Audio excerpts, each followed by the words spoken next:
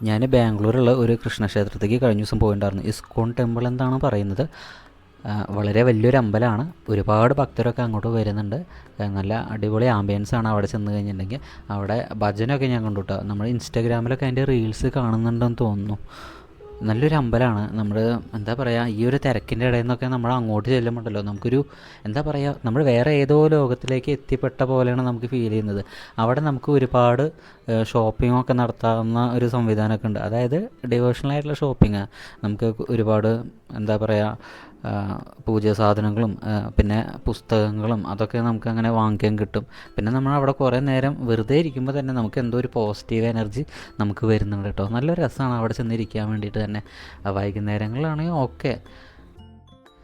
ഞാൻ ചെന്നപ്പോൾ കുറച്ച് തിരക്കൊക്കെ ഉണ്ടായിരുന്നു, എന്നാലും കുഴപ്പമൊന്നുമില്ല. നല്ല രീതിയിലുള്ള ദർശനമൊക്കെ കിട്ടി. പിന്നെ രാത്രി 8 മണി 10 മണിയൊക്കെ വരെയാണ് ദർശനം ഉള്ളതെന്ന് തോന്നുന്നു. ഞാൻ ഒരു 8 മണി 8:15 ആ ഒരു ടൈമിലാണ് പോയത്. എന്തായാലും നല്ലൊരു ആംബിയൻസ് ആണ് കേട്ടോ അവിടെയൊക്കെ നമ്മൾ നിൽക്കുമ്പോൾ. എന്തായാലും തീർച്ചയായിട്ടും ഇതൊന്ന് അനുഭവിക്കണം ഒരിക്കൽ.